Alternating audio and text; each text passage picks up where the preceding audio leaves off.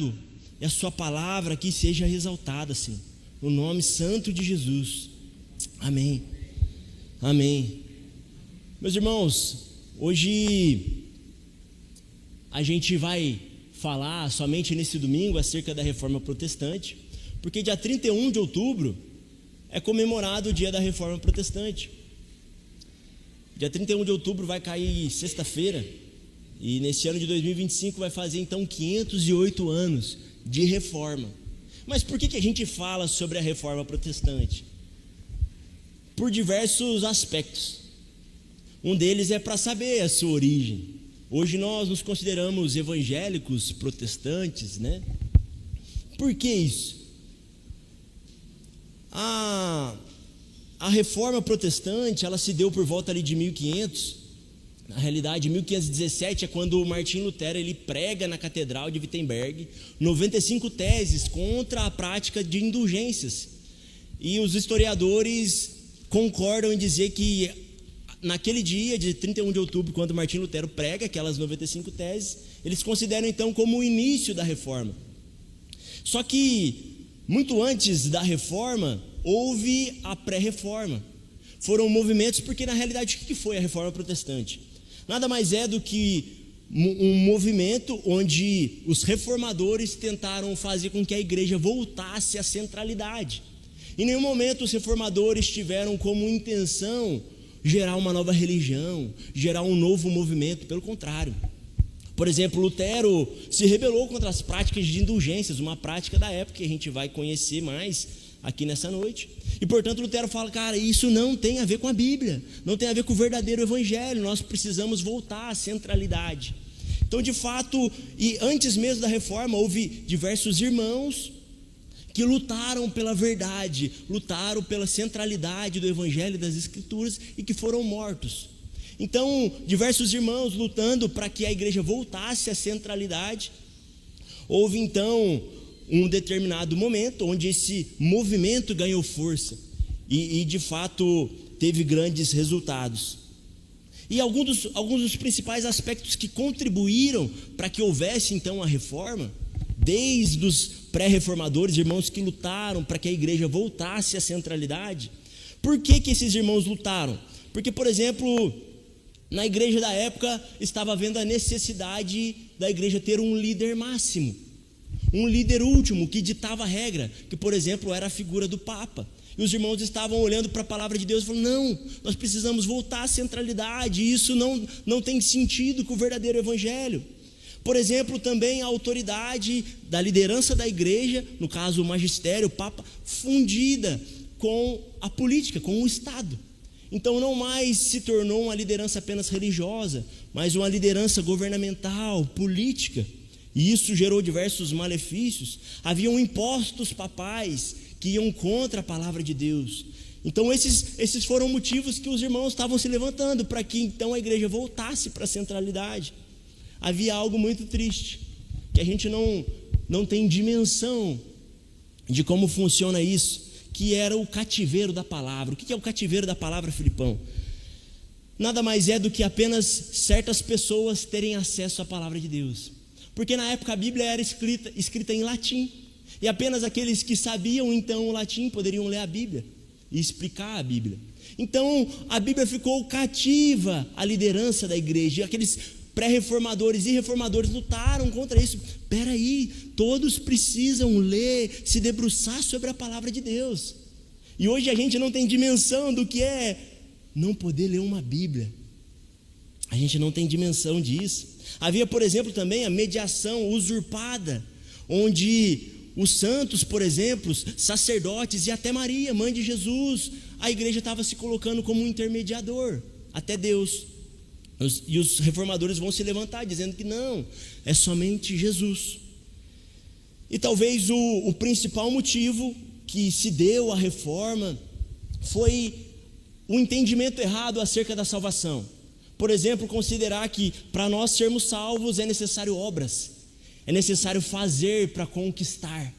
E os reformadores lutaram contra isso, olhando para a palavra e falando, não, isso não tem a ver com aquilo que é central no evangelho. E para isso, então, hoje a gente vai falar acerca dos 5 solas. O que são esses 5 solas? É o que está escrito aqui, ó. Sola Escritura, solus Christus, sola fide, sola gratia e sola Deo gloria, que nada mais é do que somente as Escrituras, somente Cristo, somente a fé, somente a graça e somente Deus a glória. Esses 5 solas nada mais são do que um resumo daquilo que foi esse movimento e daquilo que a gente precisa entender nessa noite. Porque se a reforma foi um movimento de voltar à centralidade, nós entendemos que nós precisamos ser uma igreja em constante reforma, que sempre se reforma, sempre voltando para a centralidade. Porque talvez a gente não lide com os perigos da época de 1500, mas existem perigos contemporâneos que vão tirar os nossos olhos do Cristo, os nossos olhos da palavra, deixar de olhar para a fé e olhar para as obras, deixar de olhar para Deus e colocar o homem no centro, ou o pastor no centro. Você entende? Então, por isso que é necessário, de fato, a gente entender esses 5 solas, e o quanto que isso é importante para nós nessa noite. O primeiro sola, o sola Escritura,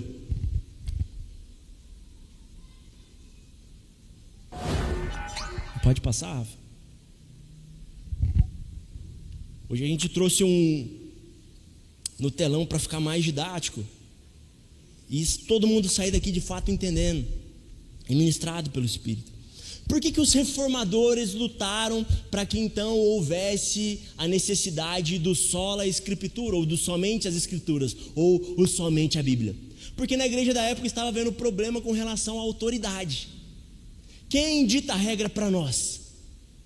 Quem diz o que nós devemos fazer ou não?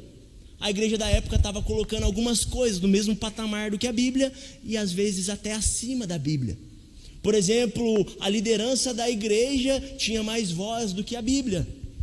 O que o Papa falasse, não importa se estava contradizendo a Bíblia, a igreja ia seguir. E os reformadores olharam para aquilo: não, nós precisamos voltar para as Escrituras. A nossa regra de fé é as Escrituras.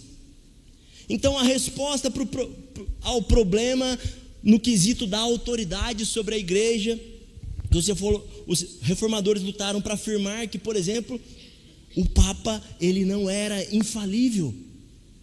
Houveram sim grandes homens de Deus, padres piedosos, mas que eram tão pecadores quanto nós, como qualquer um outro.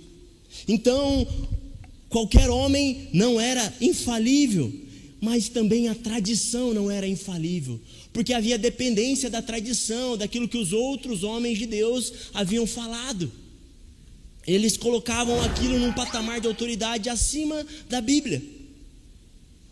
Então eles afirmaram veementemente que a tradição não é infalível e que apenas as Escrituras Sagradas, apenas a Bíblia é infalível. E o princípio do sola Escritura afirma que a Bíblia Sagrada então é para nós a principal regra de fé e de prática.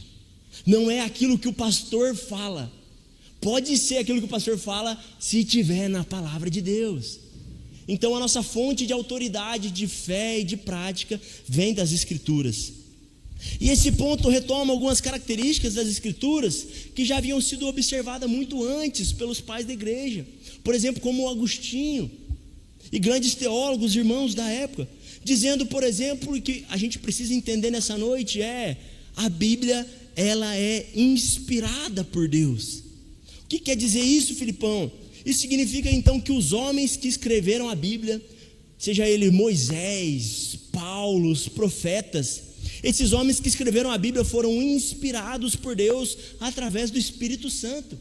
Então Deus usou homens para que Deus escrevesse a Bíblia. A Bíblia é inspirada por Deus. Por isso que ela é fonte de autoridade, porque ela é a palavra dele. Ela não é apenas um papel, não são apenas textos, não são apenas regras. É a palavra de Deus, inspirada pelo nosso Senhor. Outro ponto levantado pelo princípio do sola Escritura é que a Bíblia é suficiente. Nós não precisamos de outra coisa, a Bíblia é suficiente para nos levar ao conhecimento de Deus. Somente a Bíblia é suficiente para nos levar ao conhecimento de quem Deus é. Só que o problema é que nós por vezes terceirizamos para o pastor, para o líder, ou até para o YouTube, ou até para as pregações. sendo que hoje a gente tem a Bíblia disponível para que a gente possa consultar e ver se o que o pregador está falando é verdade. Então a Bíblia é suficiente para nos levar ao conhecimento de Deus, a Bíblia é suficiente também para nos conduzir à salvação, somente a Bíblia. E embora, preste atenção nisso, meus irmãos, embora a Bíblia não fale tudo acerca de Deus, ou sobre todas as questões da vida, a Bíblia não fala tudo. Nada precisa ser acrescentado na Bíblia, porque ela é suficiente naquilo que ela se propõe a dizer. Tudo que nós precisamos saber, a Bíblia disse acerca de Deus. Então ela é suficiente. Outro aspecto também levantado pelo Solo Escritura é que a Bíblia é inerrante. O que isso quer dizer? Que ela não possui erros na sua mensagem, ela não possui. A Bíblia sempre diz a verdade em tudo aquilo que ela se propõe a dizer, por isso que ela é confiável. Já os homens não. Por mais santos e piedosos que algum homem um dia foi ou é, ele deve se submeter àquilo que a palavra diz, porque ele é pecador. Já a Bíblia não possui erros na sua mensagem, é por isso que ela é a nossa última regra de fé, a nossa fonte de autoridade. Mas talvez o principal princípio levantado pela Solo Escritura, e que precisa ficar claro para nós, é que a Bíblia é clara. Preste muita atenção, meu irmão. A Bíblia é clara, a Bíblia ela possui uma mensagem clara, não simples. Ela é profunda, mas ela é clara. Mesmo que algumas partes da Bíblia sejam difíceis de entender, a Bíblia é simples e direta quanto à sua essência e quanto à mensagem da salvação.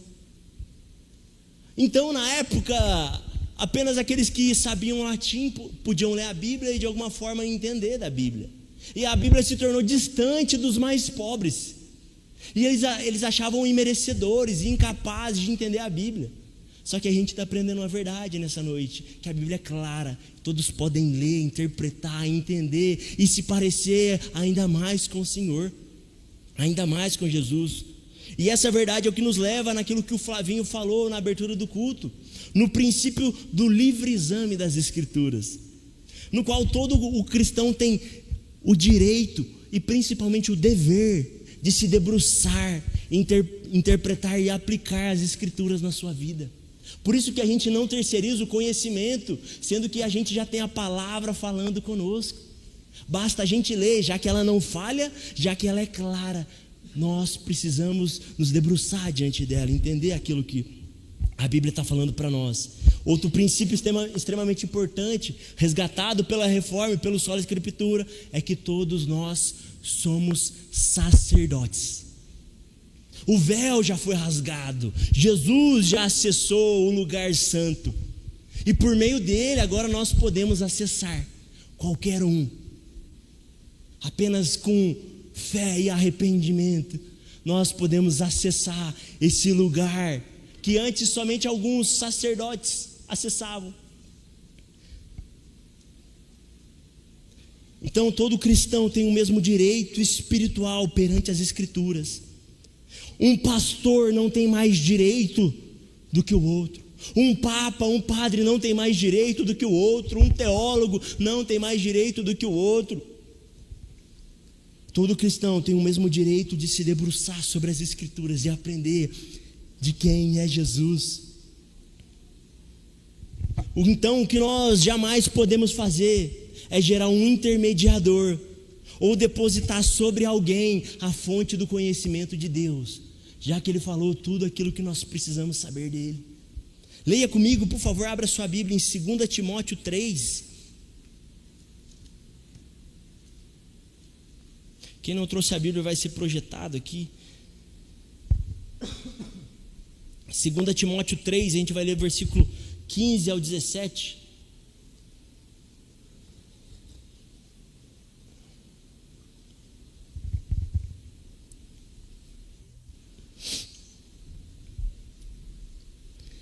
Preste atenção, meus irmãos, olha o que Paulo diz para Timóteo.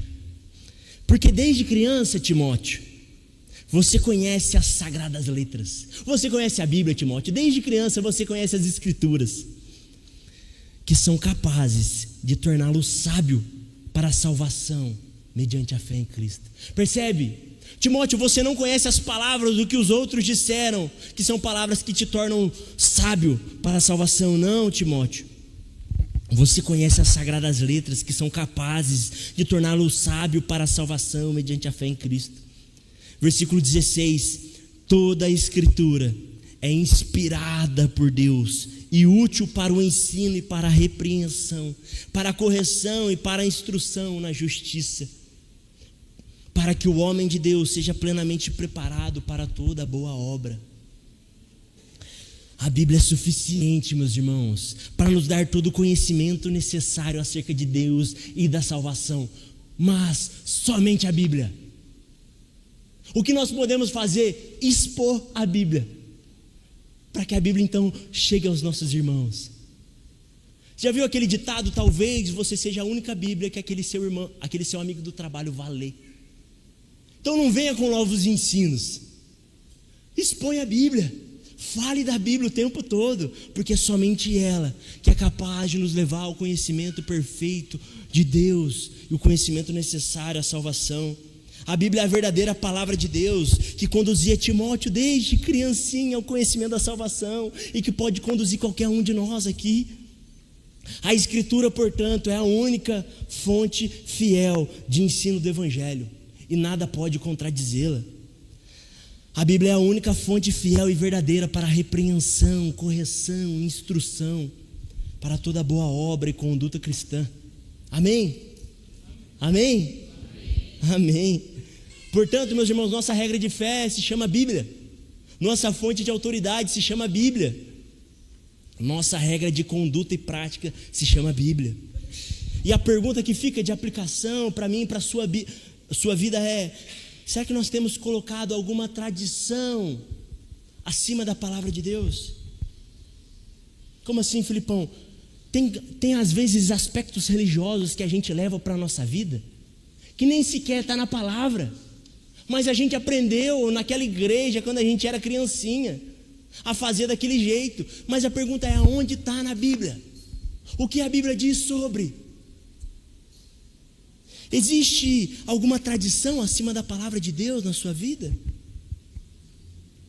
Ou será que nós temos colocado algum líder acima da palavra? Tem algo ou tem alguém que quando aquela pessoa fala para você aquilo é verdade, ponto. Você nem vai consultar na palavra. Nós aqui somos uma igreja que nós cremos na continuidade dos dons do Espírito. Nós cremos que o Espírito Santo nos capacita com poder, com capacitação para benefício e instrução do corpo. Então pode ser que em alguma conversa, em algum momento com algum irmão, o Espírito Santo vai dar para aquele irmão alguma palavra de sabedoria, de conhecimento, alguma palavra de profecia. Só que essas palavras precisam estar debaixo da autoridade das Escrituras. As profecias, ou seja, qualquer outro aspecto que envolva o corpo, tem que estar debaixo da autoridade da Bíblia e deve ser confirmada pela palavra de Deus. A Bíblia é a nossa última fonte de autoridade. Então, o que de fato tem te moldado no seu estilo de vida? Aquilo que você aprendeu com alguém ou aquilo que você aprendeu nas Escrituras? Aquilo que você aprendeu nos padrões religiosos ou aquilo que o Evangelho de Jesus te ensinou? Mas aí tem o próximo solo, os solos cristos. O que estava acontecendo na época? Qual que era o problema para que então os reformadores levantassem a ideia do somente Jesus e mais nada?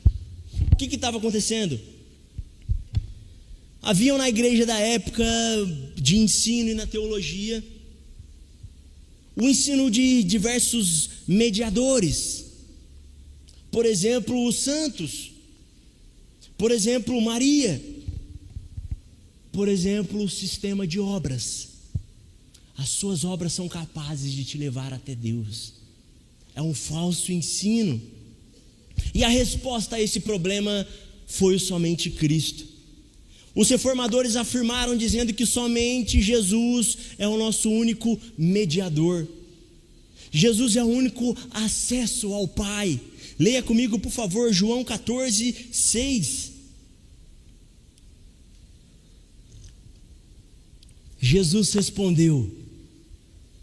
O que Jesus disse? Vamos ler juntos?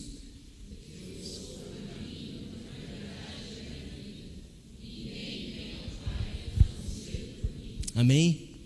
Jesus não possibilitou que alguém fosse o caminho. Jesus não possibilitou que certos princípios fossem o caminho. Jesus disse: eu sou o caminho. Lá em 1 Coríntios 15, versículo 1, o apóstolo Paulo vai dizer: irmãos, quero lembrá-los do evangelho que preguei a vocês, o qual receberam e no qual estão firmados. Preste atenção. Por meio de quê? Por meio deste evangelho vocês são salvos, se guardarem firmemente a palavra que preguei a vocês. Caso contrário, vocês têm crido em vão. Pois o que primeiramente transmiti a vocês foi o que também recebi, que Cristo morreu pelos nossos pecados, segundo as Escrituras, foi sepultado e ressuscitou no terceiro dia, segundo as Escrituras. Paulo aqui ele afirma que só existe uma mensagem que era capaz de salvar aqueles irmãos. Uma única mensagem. A única verdade capaz de nos levar até Deus se chama Jesus. A única verdade capaz de nos levar até Deus é Jesus morrendo numa cruz e ressuscitando no terceiro dia. Somente Ele é capaz de nos levar ao Deus Santo, que não convive com o pecado. Como que pecadores como eu e você então pode se achegar diante desse Deus Santo? Por meio de mediadores? Jamais, mas somente pelo Cristo. E é por isso que Lutero dizia que o Evangelho ele não é o ABC da fé. Lutero vai dizer que o Evangelho é o alfabeto inteiro da nossa salvação. Em 2 Coríntios 5, 21, 2 Coríntios 5, 21, o apóstolo Paulo vai dizer: pois foi por nossa causa, preste atenção, foi pela minha causa, foi pela sua causa, que Deus tratou como pecador aquele que não tinha pecado, para que nele nos tornássemos justiça de Deus. Meu irmão, essa é a boa notícia do Evangelho. É Jesus que se coloca na cruz no nosso lugar. Era para nós morrermos, era para nós termos sido condenados. Tamanhas são as nossas transgressões, a nossa pecaminosidade, não há nada de bom em nós. Mas o Deus gracioso pega toda essa maldade que existe em você e derrama sobre o Filho perfeito naquela cruz. É Jesus que se coloca em nosso lugar para que então todos os nossos pecados recaiam sobre Ele e que por graça a justiça dEle então agora recaia sobre nós. Jesus nos substituiu naquela cruz. A cruz não era dele, era nossa. Mas ele nos substitui e a maldade que está sobre nós recai sobre Ele. A justiça que está nele agora recai sobre nós. E o que nós fizemos para merecer isso? Quem nós podemos colocar no lugar de Jesus, se foi somente Ele que morreu e se entregou? E agora então, quando o Pai olha para nós, Ele nos enxerga junto de Jesus. Ele não nos vê mais diretamente, mas enxerga através de Jesus, porque agora quando nós pecamos, nós temos Jesus como centro da nossa salvação e da nossa esperança. O centro da nossa salvação e da nossa esperança quando nós pecamos não é no outro dia não pecar. Eu pequei hoje, mas amanhã eu não vou pecar. Minha esperança está no amanhã, está em eu não errar amanhã. Mas aí vem o depois de amanhã e você erra de novo. A esperança nossa está somente na obra perfeita de Jesus. É somente Jesus que nos leva ao Pai. É somente por meio de Jesus então que nós conseguimos nos justificar. É somente através de Jesus que nós conseguimos agora nos tornarmos pessoas aceitáveis para com Deus. Justas. O que você fez para ser justo? O que nós somos capazes de fazer para ser justo? Ir no culto, Filipão, ler a Bíblia, fazer jejum muito. Mas aquele tanto de pecado na sua mente, E aquela vez que você tentou ajudar aquela pessoa, mas só que você foi movido pela vaidade? É somente as boas obras que valem, as más você descarta. É somente Jesus que nos leva ao Pai. É somente por meio de Jesus que nós nos conseguimos tornar aceitáveis. Não há obras, há somente uma obra, que é a obra dele. É por meio de Jesus então que nós temos todas as nossas transgressões punidas e perdoadas. E é por isso, simplesmente por isso, que não existe outro mediador. E os reformadores foram assertivos em dizer que é somente Jesus que é o nosso único mediador, porque não existe outra pessoa ou algum tipo de obra a ser feita. Sabe por quê? Porque jamais existiu alguém 100% homem, mas que fosse também 100% Deus. Maria, bendita, foi entre todas as mulheres uma mulher piedosa, e por vezes nós erramos como evangélicos em exaltar Davi, exaltar Abraão, Elias, desprezar a mãe de Jesus. Uma mulher piedosa, talvez a pessoa que mais enxergou a glória de Deus nessa terra. Por melhor que ela fosse, por melhor que ela fosse, ela não era 100% Deus e 100% homem. Por melhor que Paulo fosse, por melhor que o seu pastor seja, ninguém é capaz de entregar em nosso lugar, reconhecer as nossas dores. Jesus, então, ele é o centro da nossa possibilidade de ter contato com o Pai. Não haveria possibilidade, não existe possibilidade, não há o que nós possamos fazer. Se houvesse uma possibilidade, seria se Deus encarnasse e se sacrificasse em nosso lugar.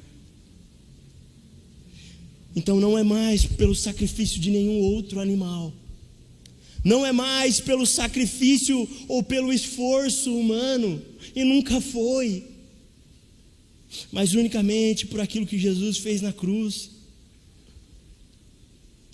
E a pergunta que fica para nós: será que nós temos colocado o quê como intermediador até Deus? O que você precisa fazer, o que você acha que precisa fazer para se achegar até Deus? Filipão, eu não consigo orar hoje porque eu pequei.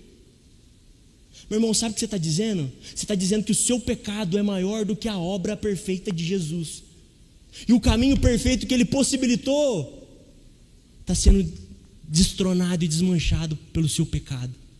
Seu pecado é feio sim, é sujo sim, mas onde abundou o pecado, superabundou a graça. Você entende? Aonde houve pecadores, veio um Deus gracioso, desejoso em perdoar-nos. O que você acha que precisa para se achegar até Deus? É somente tomar posse da obra de Jesus. É somente confiar naquilo que Ele fez e que você jamais será capaz de fazer. Sabe o que é necessário de você? A gente vai entender já já. Fé. Fé é junto de arrependimento. Fé é confiança. É necessário de você confiança na obra de Jesus e não na sua. É necessário fé, confiança, dependência na obra de Jesus e não na do pastor. É necessário somente fé na obra do perfeito Jesus, para que então nós nos acheguemos até Deus. E responda para você, o que você acha que precisa fazer para se achegar até Deus? E aí veio o próximo sola, o sola fide.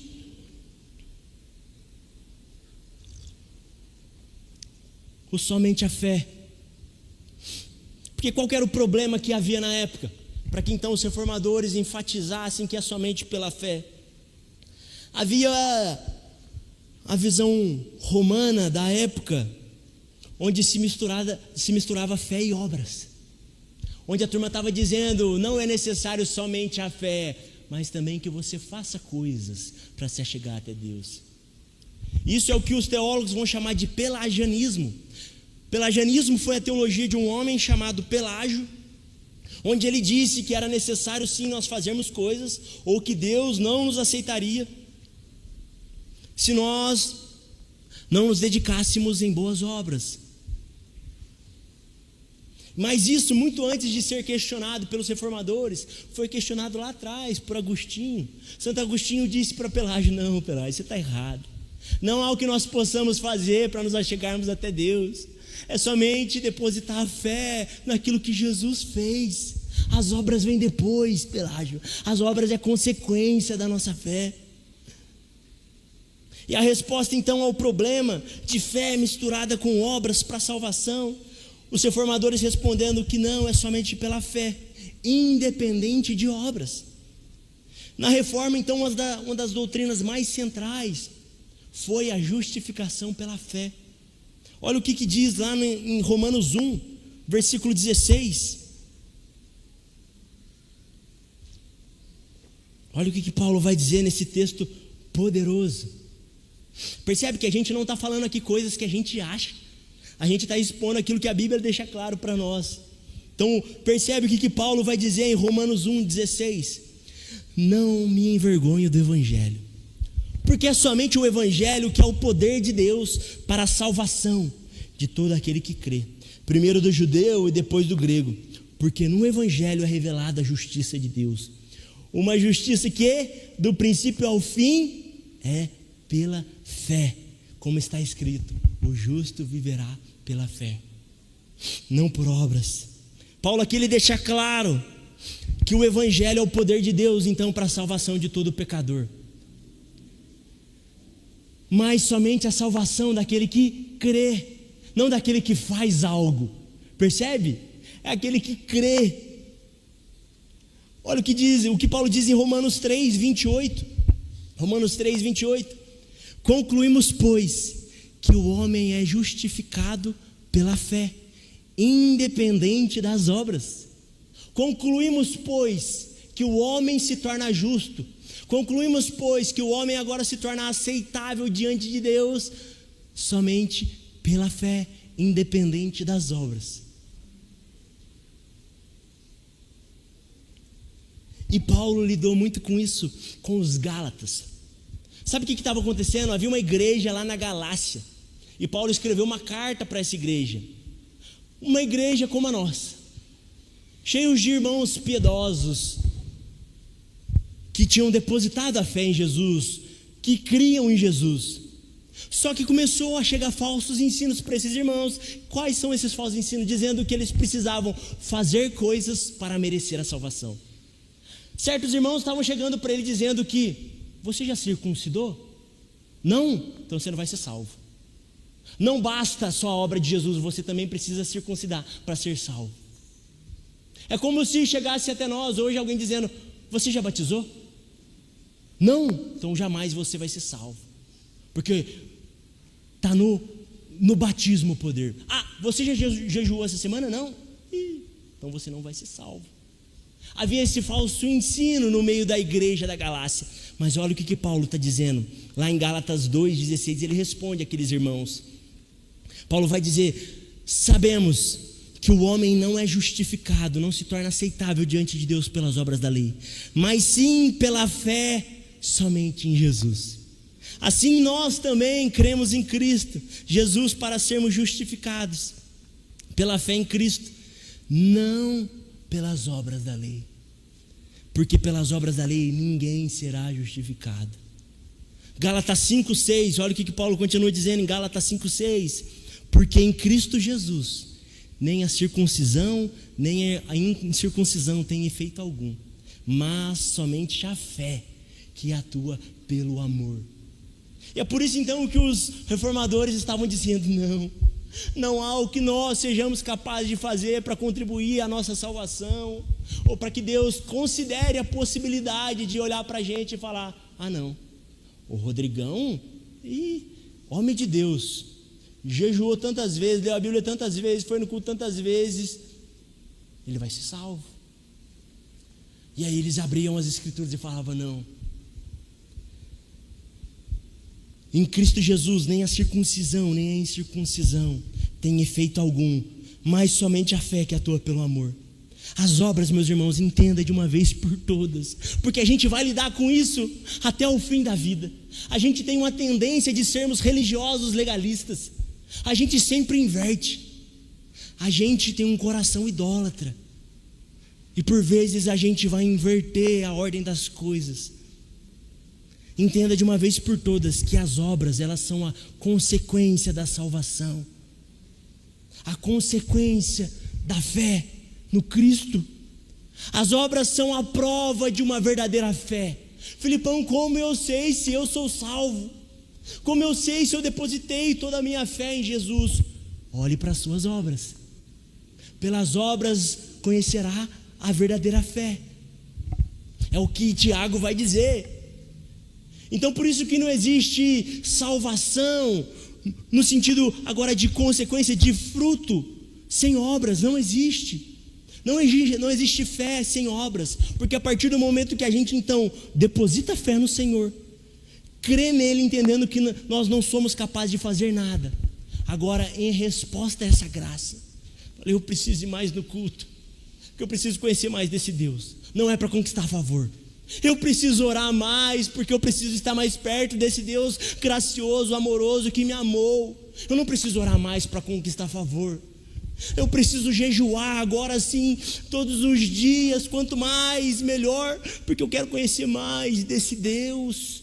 Eu preciso praticar as disciplinas espirituais, eu preciso ser fiel, piedoso nas boas obras, ajudar o meu próximo, porque Jesus já fez tudo por mim, agora eu preciso apenas corresponder a isso. Só que por vezes a gente vai fazer como a igreja da Galácia, inverter, querer conquistar de alguma forma a favor de Deus por meio daquilo que sejamos capazes de fazer. E é por isso que então a gente precisa nos reformar. É por isso que a gente precisa estar em constante reforma, para que então a gente volte na centralidade das Escrituras, entenda que é somente pela fé. Não existe nada, meus irmãos, que nós sejamos capazes de fazer, a não ser depender e confiar somente na obra de Jesus. E aí vem o quarto sola, o sola gratia. Somente a graça. E qual que era o problema que havia na igreja da época? A doutrina dos méritos humanos. Por exemplo, o mérito no batismo. Se você batizou, você já está salvo, você conquistou o mérito. Olha que curioso. Se aqueles irmãos nascessem numa família cristã ou num país cristão, ele já era considerado salvo. Havia mérito por ele ser de uma família cristã. Havia mérito nas práticas da penitência. Se você fizer tantas coisas, se você se sacrificar de tal forma, você vai conquistar mérito diante de Deus. Ele vai ouvir as suas preces e vai te abençoar. Isso é um falso ensino. E principalmente o ensino e a prática das indulgências, que foi o que fez Lutero ficar doido e querer pregar aquelas 95 teses contra a prática das indulgências na porta daquela igreja. O que eram essas indulgências? Essas indulgências eram práticas da igreja católica da época, que ofereciam a remissão parcial ou total das penas dos pecados, mediante o pagamento em dinheiro de uma quantia. A ideia era reduzir o tempo que uma pessoa ia passar no purgatório. A ideia era você pagar para que um parente seu saísse mais rápido do purgatório, ou para que quando você fosse para o purgatório, você saísse mais rápido. Havia um homem chamado Johann Tetzel, que era um monge alemão. Ele foi incumbido pelo Papa de pregar e cobrar as indulgências na Alemanha. E olha a frase que esse homem dizia: assim que a moeda no cofre tilinta, uma alma do purgatório salta. Aquele homem estava dizendo: assim que você der uma quantia em dinheiro, um parente seu vai se libertar do purgatório. Percebe aonde a igreja estava errando, e a necessidade então de voltar às Escrituras, voltar à centralidade. E a resposta a esse problema foi dizer que a graça de Deus é a única coisa que dá ao homem a possibilidade da salvação. Não há o que fazer para conquistar mérito, para conquistar olhos de amor de Deus. Falar, ele está tão bonzinho agora eu acho que eu vou salvar ele. Pois o homem, ele é 100% pecador, totalmente depravado. Nós somos mortos. Nós estamos presos em nossos delitos e pecados. Se não fosse a obra de Jesus, nós somos 100% depravados, carentes da graça de Deus. Não há nada e jamais haverá algo que nós possamos fazer para conquistar mérito ou o benefício da salvação. Jamais. Então eles se levantaram dizendo que a graça é a causa e o poder da salvação do início ao fim. Do início ao fim, a nossa salvação se dá por graça e de graça. Foi um presente imerecido dado a nós. E é por isso então que a gente agora corresponde em boas obras. Se eu recebi um favor merecido que eu não merecia, agora eu me constranjo. Senhor, eu não merecia o seu abraço, o seu amor, o seu carinho e a salvação. Mas como o Senhor veio até mim, me abraçou, me amou, me perdoou. O mínimo que eu posso fazer é amar o meu irmão, é servir o meu irmão, é viver em comunidade, é corresponder à salvação, é me dedicar em boas obras. Somente a graça. Nós estamos de mãos vazias diante de Deus. E se a salvação pela fé está em contraposição à salvação pelas obras, a salvação pela graça está em contraposição à salvação pelo mérito. Porque mérito é fazer para merecer. É fazer para merecer e agora conquistar. E graça é algo bom que nos foi dado sem merecermos. Essa é a boa notícia do Evangelho. Deus quer te salvar e decidiu te salvar e te amar sem você merecer. Ele nos amou primeiro, antes de sequer a gente ter a capacidade de amá-lo. Então a graça, ela é definida como um dom gratuito, um presente gratuito.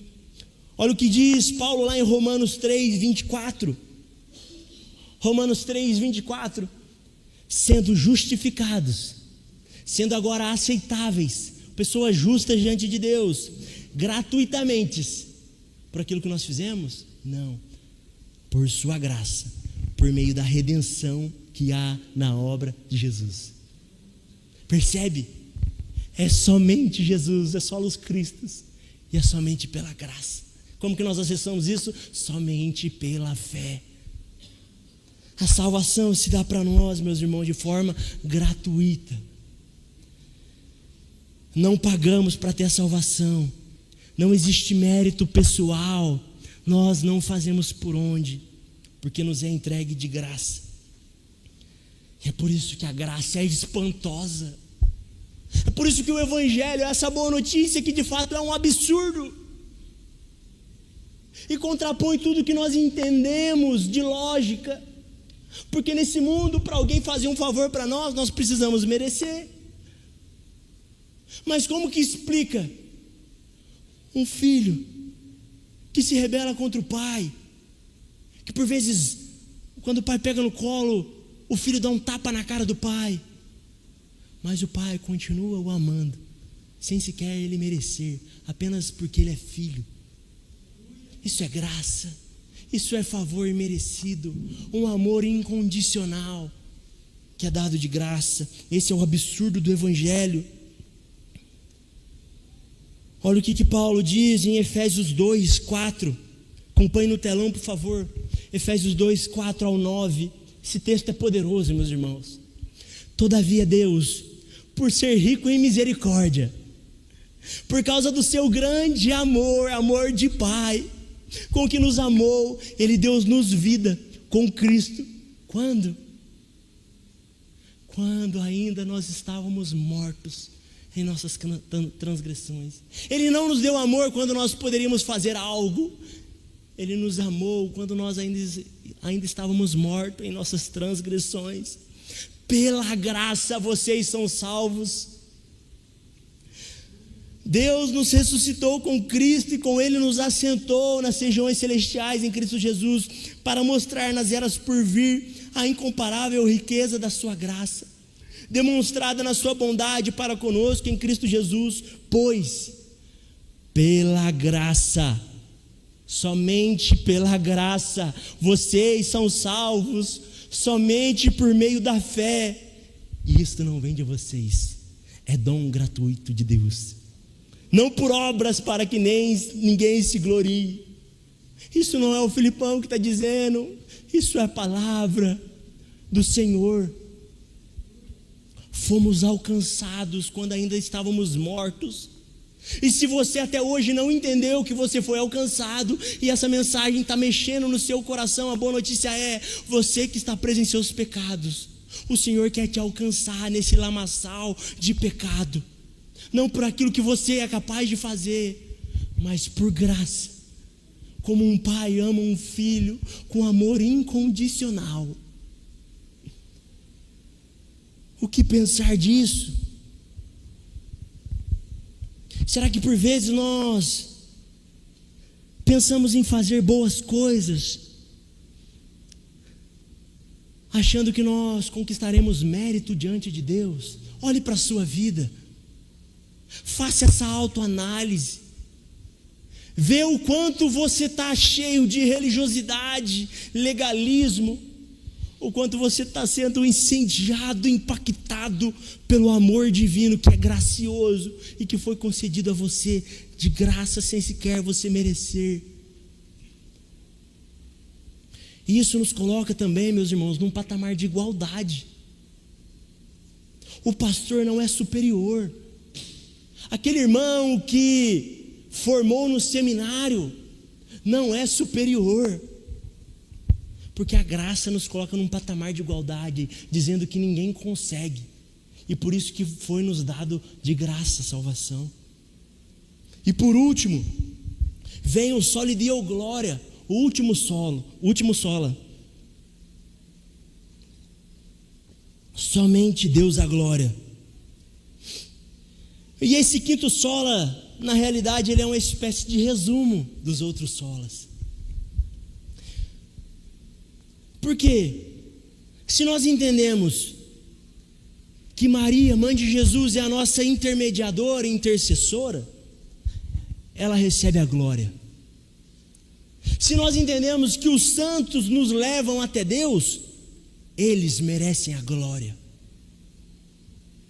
Se a salvação foi conquistada pelas suas obras, então agora você merece a glória. Não mais Deus, você roubou o lugar de Deus, achando que por meio das suas obras você conseguiria chegar até Ele.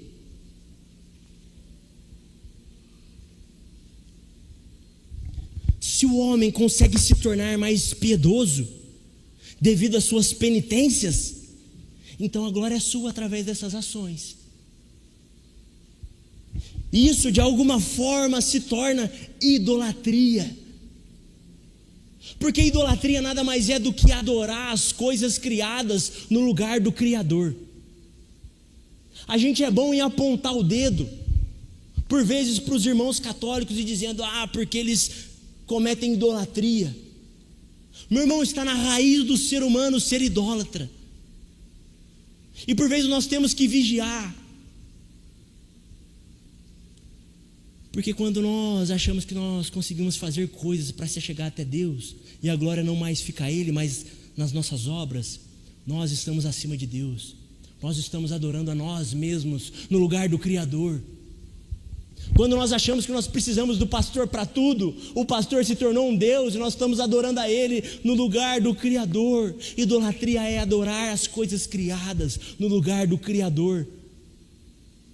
Mas se nós entendemos que nenhum homem, ou que nenhuma ação ou obra consegue contribuir para a salvação do homem, mas que Cristo, através da graça, é o único que redime o homem, então Cristo agora recebe toda a glória. E a glória vai somente a Deus, porque nós entendemos que nós dependemos dEle desde o início ao fim. A honra e a veneração aos santos E as práticas religiosas foram substituindo a glória de Deus. E o só lhe deu glória é uma resposta a essas práticas. E um chamado à adoração exclusiva a Deus. Olha o que diz Isaías, lá no capítulo 43, de versículo 6.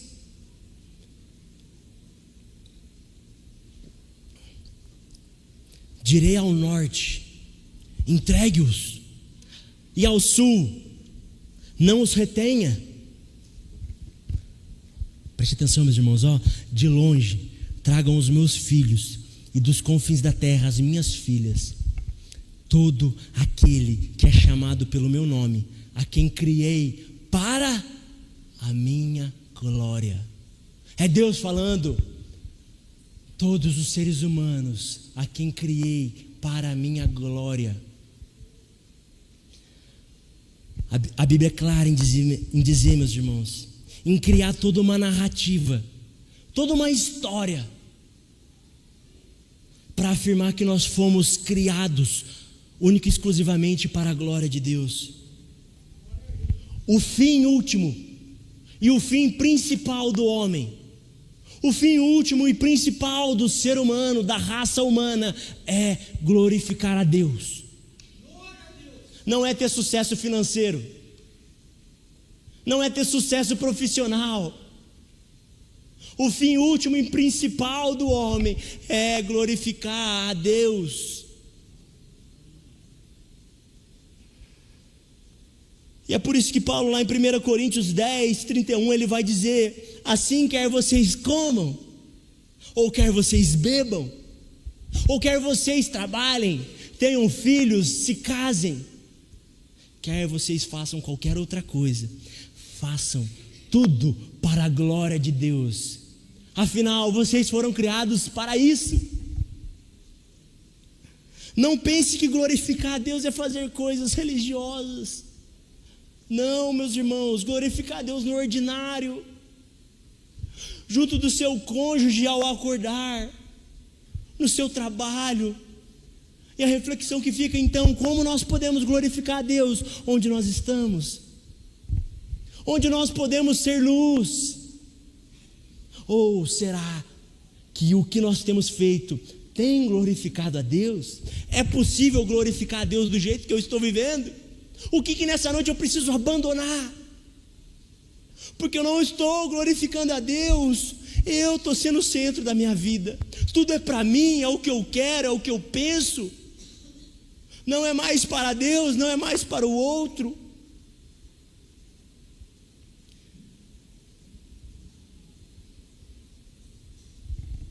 Nós fomos criados para glorificar a Deus. Enquanto nós não entendermos isso, nós viveremos uma vida frustrada, uma vida insatisfeita.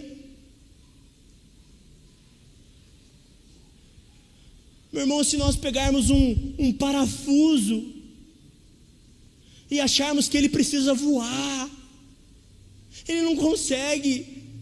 Ele não vai viver para aquilo que ele foi feito. Se nós não tentarmos dedicarmos todos os aspectos da nossa vida para Deus, entendermos que nós fomos feitos 100% para Ele, nós viveremos uma vida amargurada, triste, insatisfeita. Encontre prazer, regozijo e privilégio no Senhor.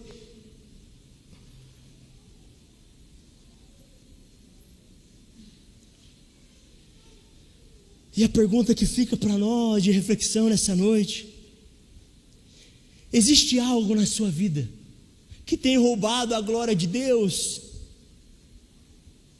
Tem algo que tem roubado o lugar de primazia que só Jesus deve estar? Aonde está o desejo no seu coração de responder igual Isaías: Senhor, eis-me aqui. Faça-me de mim o que o Senhor quiser, cumpra em mim o seu querer. Mas a gente inverte, a gente chega para Deus: Deus, eu não quero saber o que o Senhor pensa, mas realiza isso para mim. Meu sonho é esse, o Senhor tem que fazer. E quando a gente não tem, a gente chora e põe a culpa em Deus porque Ele não realizou os nossos sonhos. Meu irmão, a gente precisa se arrepender dessa postura imatura e sondar o coração de Deus e dizer para Deus: seja aqui na terra como é no céu. Traga esse ambiente perfeito para dentro da minha casa, Deus. Faça desse ambiente onde somente o Senhor é rei, o meu lar. Cumpra através de mim o seu querer. Desfaça todos os meus sonhos, para que os seus sonhos sejam exaltados através de mim. O que tem roubado a glória de Deus na sua vida? Será que o seu cônjuge?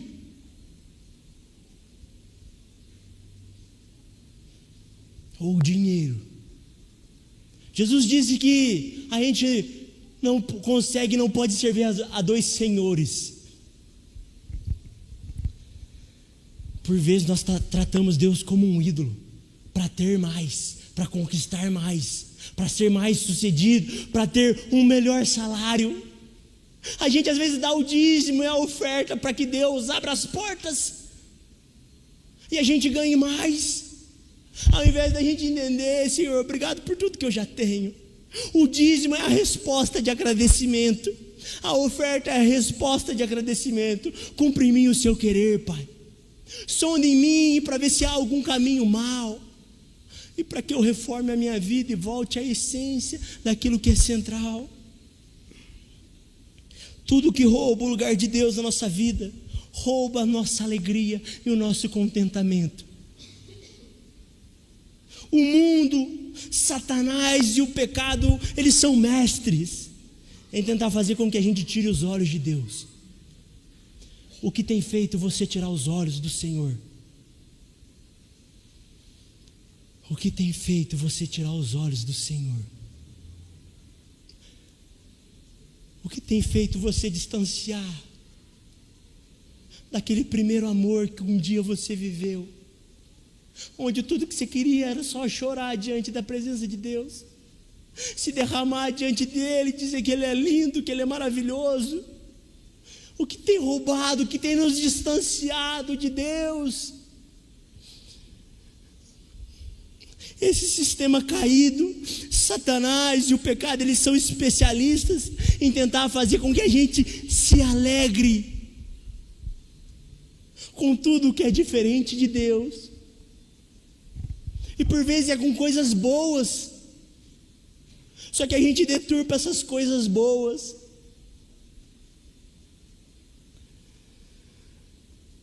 Essa é a pior mentira que a gente pode acreditar.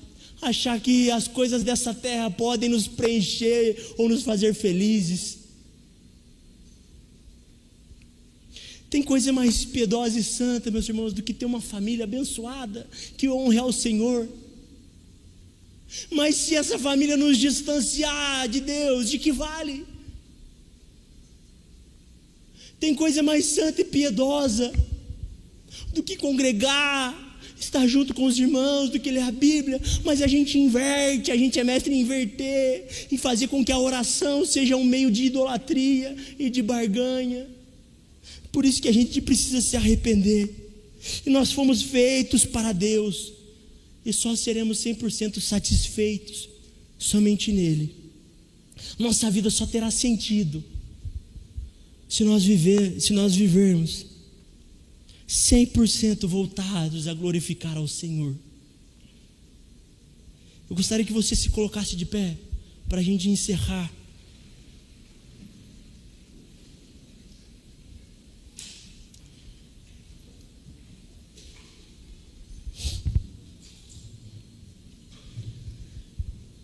Se hoje você entendeu que você precisa reformar a sua vida, reformar a sua fé no sentido de voltar àquilo que é central, voltar àquilo que é essencial, que nesse instante você se entregue a essa obra graciosa que foi disponibilizada para você.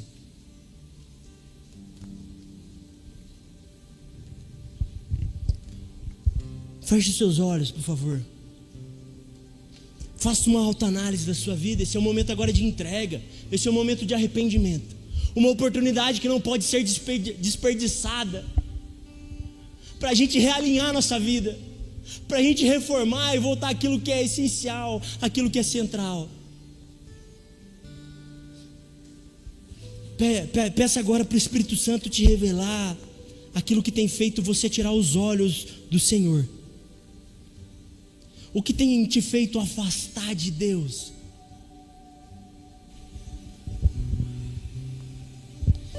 Se arrependa nessa noite, meus irmãos.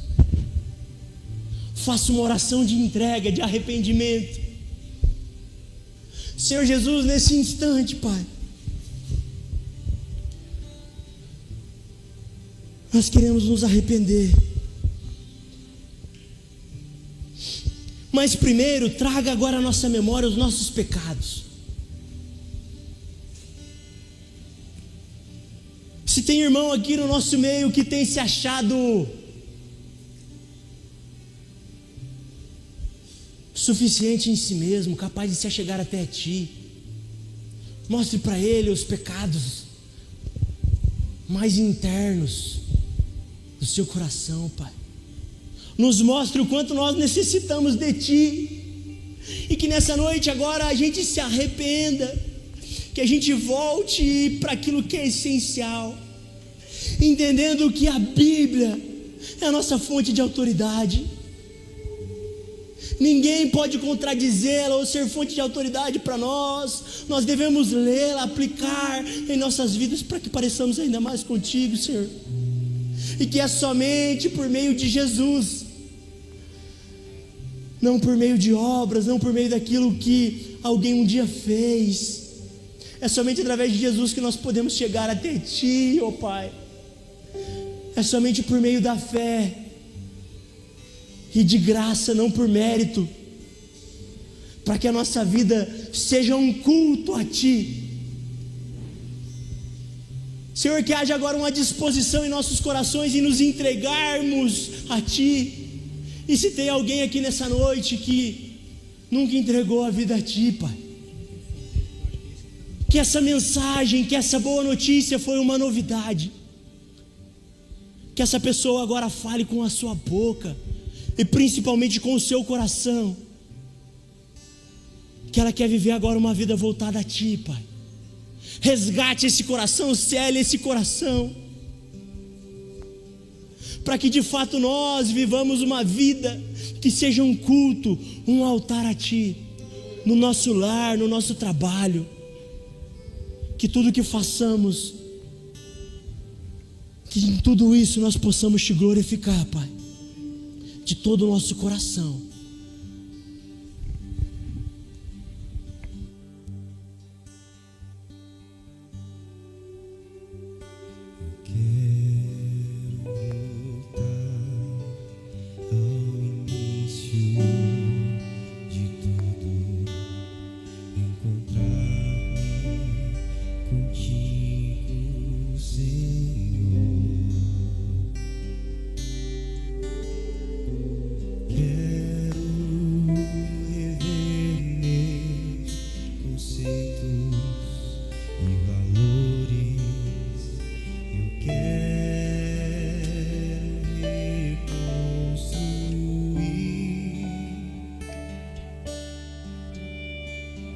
Vou regressar ao caminho, vou ver as primeiras obras.